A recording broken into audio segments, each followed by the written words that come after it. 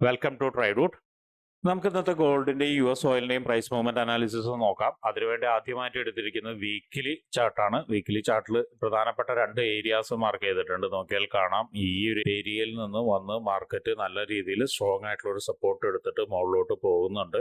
അതുപോലെ തന്നെ market approach ചെയ്യാൻ സാധ്യതയുള്ള ഒരു റെസിസ്റ്റൻസിനെയും മാർക്ക് ചെയ്തിട്ടുണ്ട്. ഒരുപക്ഷെ നല്ല സ്ട്രോങ് ആയിട്ടൊരു മൂവ്മെന്റ് ഇന്ന് കിട്ടുകയാണെങ്കിൽ ഈ റെസിസ്റ്റൻസ് ബ്രേക്ക് ചെയ്ത് ഓൾ ടൈം ഹൈനെയും ബ്രേക്ക് ചെയ്യാനുള്ള സാധ്യത കാണുന്നുണ്ട്. അപ്പോൾ ഓൾ ടൈം ഹൈനെയും റെസിസ്റ്റൻസ് ആയിട്ട് എടുക്കുന്നുണ്ട്. ഇനി നമുക്ക് വൺ ഡേ ചാർട്ടിലോട്ട് പോവാം.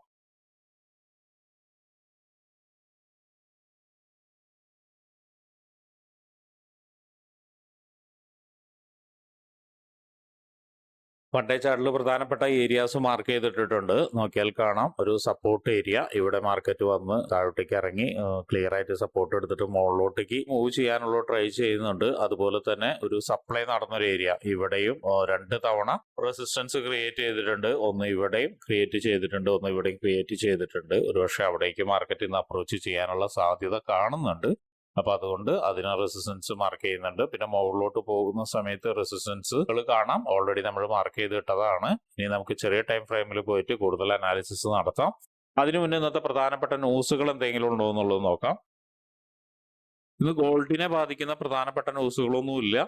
ന്യൂസ് വരുന്ന ഒന്ന് GBPയിലെ ന്യൂസാണ്, ഇന്ത്യൻ സമയം 4:30. അതുപോലെ തന്നെ GDP മന്ത്ലി CAD വരുന്നുണ്ട്, അത് ഇന്ത്യൻ സമയം 7 o'clock. എന്നാലും ഗോൾഡിനെ ബാധിക്കുന്ന ന്യൂസുകളൊന്നുമില്ല. ന്യൂസുകൾ ഇല്ല എന്ന് വിചാരിച്ചിട്ട് ഗോൾഡിൽ മൂവ്മെന്റ് കിട്ടില്ല എന്ന് വിചാരിക്കേണ്ട.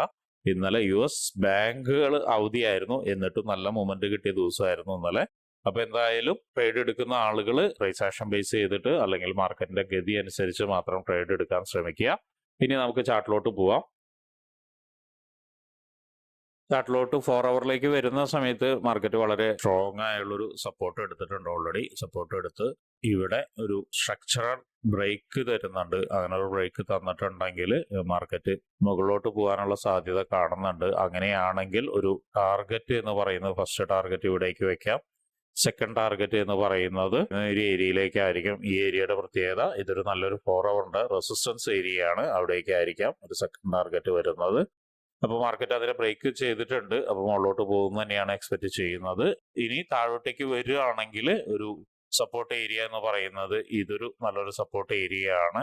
ഈ ഒരു സപ്പോർട്ട് ഏരിയ നമുക്ക് മാർക്ക് ചെയ്തിടാം. അപ്പോൾ 4 അവറിൽ ഇത്രയാണ് നമുക്ക് കാണാൻ കഴിയുന്നത്, അത് മാർക്ക് ചെയ്തിടുന്നുണ്ട്. ഇനി 1 അവറിലേക്ക് പോവാം. 1 അവറിലേക്ക് പോകുമ്പോൾ 4 അവറിന്റെ ആ ഒരു ഇത് അതുപോലെ തന്നെ നിൽക്കുന്നുണ്ട്. ഇനി ഒരു അഡീഷണൽ ആയിട്ട് 1 അവറിന്റെ ഒരു ഏരിയ എന്ന് പറയുന്നത് ഈ ഒരു ഏരിയ ആണ്. നോക്കിയാൽ കാണാം, ഇവിടെ മൾട്ടിപ്പിൾ ആയിട്ട് വന്നിട്ട് മാർക്കറ്റ് വന്ന് ഒരു സപ്പോർട്ട് എടുത്ത ഒരു ഏരിയ ആണ്. അപ്പൊ അത് ഒന്ന് മാർക്ക് ചെയ്തിടുന്നത് നന്നായിരിക്കും. ഇനി മുകളിൽ എന്താണ് റെസിസ്റ്റൻസ് ഉണ്ടോ എന്നുള്ളത് നോക്കാം. മുകളിലോട്ട് വരുമ്പോൾ നമ്മൾ നേരത്തെ മാർക്ക് ചെയ്ത റെസിസ്റ്റൻസ് തന്നെയാണ് ഉള്ളത്. അപ്പോൾ അതും ഒന്ന് നോട്ട് ചെയ്ത് വെക്കുക. അപ്പോൾ 1 അവറിൽ എൻട്രി എന്ന് പറയുന്നത് ഇതിന്റെ മുകളിൽ ഒരു ക്യാൻഡിൽ ക്ലോസ് ചെയ്തിട്ടുണ്ടെങ്കിൽ നമുക്കൊരു എൻട്രി ഉണ്ട്. അതൊരു ഫസ്റ്റ് ടാർഗറ്റ് ഇവിടേക്കും സെക്കൻഡ് ടാർഗറ്റ് ഇതിലേക്കുമായിട്ട് വരും. അപ്പൊ അതൊന്ന് നോട്ട് ചെയ്ത് വെക്കുന്നത് നന്നായിരിക്കും. ഇനി നമുക്ക് 50 മിനിറ്റ്സിൽ പോയിട്ട് കൂടുതൽ എൻട്രി സാധ്യത ഉണ്ടോ എന്നുള്ളത് നോക്കാം. 50 മിനിറ്റ്സിൽ നിൽക്കുന്ന സമയത്ത് നല്ലൊരു ബ്രേക്ക്ഔട്ട് കിട്ടിയിട്ടുണ്ട്. ഇവിടെ ഒരു ചെറിയ സ്ട്രക്ചറൽ ചേഞ്ച് ഒക്കെ തന്ന് നല്ലൊരു ബ്രേക്ക്ഔട്ട് കിട്ടിയിട്ടുണ്ട്. ബ്രേക്ക്ഔട്ട് കിട്ടി ക്ലോസ് ചെയ്തിട്ടില്ല. അങ്ങനെ ക്യാൻഡിൽ ക്ലോസ് ചെയ്യുകയാണെങ്കിൽ നേരത്തെ പറഞ്ഞ പോലെ മാർക്കറ്റ് അപ്രോച്ച് ചെയ്യുന്ന ഏരിയ എന്ന് പറയുന്നത് ഇത് തന്നെയായിരിക്കാം. അപ്പോൾ ഇവിടെ നിന്ന് ഇവിടേക്ക് ഒരു ബൈ എൻട്രി സാധ്യത കാണുന്നുണ്ട്. അപ്പൊ ഇതിനെയും ബ്രേക്ക് ചെയ്യുകയാണെങ്കിൽ, നല്ലൊരു ക്യാൻഡിലോടുകൂടി ബ്രേക്ക് ചെയ്യുകയാണെങ്കിൽ മുകളിലോട്ട് പോകുന്ന സമയത്ത് സൂക്ഷിക്കേണ്ട ഏരിയാസ് ഉണ്ട്. അതിൽ പ്രധാനപ്പെട്ട ഒരു ഏരിയ എന്ന് പറയുന്നത് ഇതാണ്. ഇത് നോക്കിയാൽ കാണാം, ഇവിടെ കുറച്ചു നേരം മാർക്കറ്റ് റസ്റ്റ് ചെയ്തിട്ടൊക്കെ വീണതാണ് ഒരു പ്രധാനപ്പെട്ട ഏരിയ. അതായത് ഇവിടെ ഒരു നല്ലൊരു കൺസോൾട്ടേഷൻ നടന്നിട്ടുണ്ട്.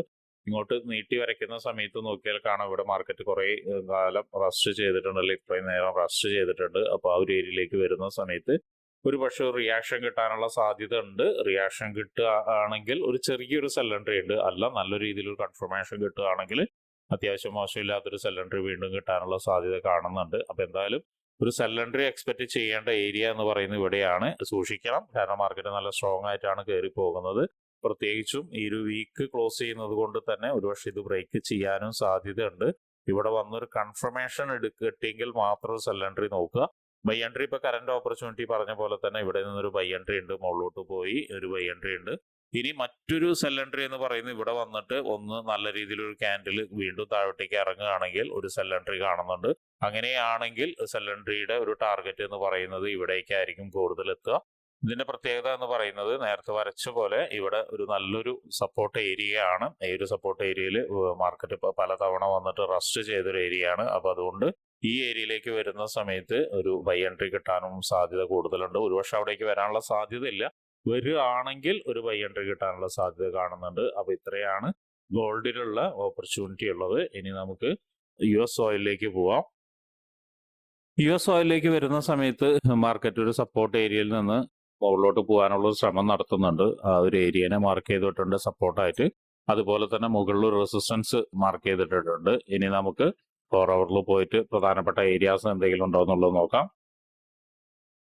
4 ഹവറിൽ നേരത്തെ പറഞ്ഞ ആ ഒരു ഏരിയ നിന്ന് സപ്പോർട്ട് എടുത്തിട്ടുണ്ട്. മാർക്കറ്റ് സപ്പോർട്ട് എടുത്തിട്ട് മുകളിലോട്ട് പോകാനുള്ള ഒരു ശ്രമം നടത്തുന്നുണ്ട്. അങ്ങനെ ശ്രമം നടത്തുന്നുണ്ടെങ്കിൽ ഒരുപക്ഷെ എത്താവുന്ന ഒരു ഏരിയ എന്ന് പറയുന്നത് ഈ ഒരു ഏരിയ ആയിരിക്കും. അപ്പൊ ഇത് ഒരു ടാർഗറ്റ് ഏരിയ ആയിട്ട് കൂട്ടുക. ഇനി വീണ്ടും മുകളിലോട്ട് പോകുന്ന സമയത്ത് മാർക്കറ്റ് എത്താവുന്ന മറ്റൊരു ഏരിയ എന്ന് പറയുന്നത് ഇതായിരിക്കും. അപ്പൊ ഇത് രണ്ടിനെയും നമ്മൾ മാർക്ക് ചെയ്തിടുന്നുണ്ട്. അപ്പൊ ഇത്രയാണ് 4 ഹവറിലുള്ളത്. 4 ഹവറിൽ കാര്യമായിട്ട് മറ്റു ഏരിയാസ് ഒന്നും മാർക്ക് ചെയ്യുന്നില്ല. ഡയലിൽ നിൽക്കുന്നത് അത് തന്നെയാണ് 4 ഹവറിൽ മാർക്ക് ചെയ്തിടുന്നത്. ഇനി 1 ഹവറിലേക്ക് പോവാം. 1 ഹവറിൽ നോക്കിയാൽ കാണാം മാർക്കറ്റ് വളരെ ക്ലിയർ ആയിട്ട് ഇവിടെ വന്ന് ഒരു ഇംബാലൻസ് എടുത്ത് മാർക്കറ്റ് ഇതേ മുകളിലോട്ട് പോകുന്നു. അപ്പൊ ഇതിനെ ബ്രേക്ക് ചെയ്യുകയാണെങ്കിൽ മാർക്കറ്റ് അപ്രോച്ച് ചെയ്യേണ്ട ഏരിയ ഇവിടെ തന്നെയാണ്. അപ്പൊ ഇവിടെ ഒരു എൻട്രി സാധ്യത ഇപ്പൊ നിലനിൽക്കുന്നുണ്ട്. ഇതിനെ ബ്രേക്ക് ചെയ്തിട്ടുണ്ടെങ്കിൽ എൻട്രി ഇവിടേക്ക് എത്താനുള്ള ഒരു സാധ്യത നിലനിൽക്കുന്നുണ്ട്.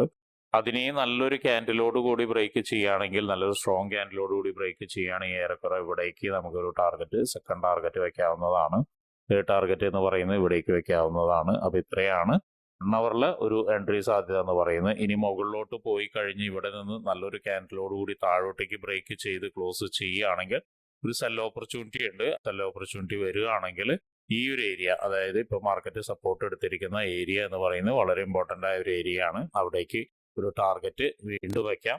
അതും ബ്രേക്ക് ചെയ്യുകയാണെങ്കിൽ പിന്നെ പറയുന്നത് ഇവിടെയാണ്, ഈ ഒരു ടാർഗറ്റ് ആണ്. അപ്പൊ ഇങ്ങനെയാണ് ബൈ ആൻഡ് സെല്ല് 1 ഹവറിൽ കാണുന്നത്. ഇനി നമുക്ക് 50 മിനിറ്റ്സിലോട്ട് പോയിട്ട് വേറെ എന്തെങ്കിലും സാധ്യതകൾ ഉണ്ടോ എന്നുള്ളത് നോക്കാം.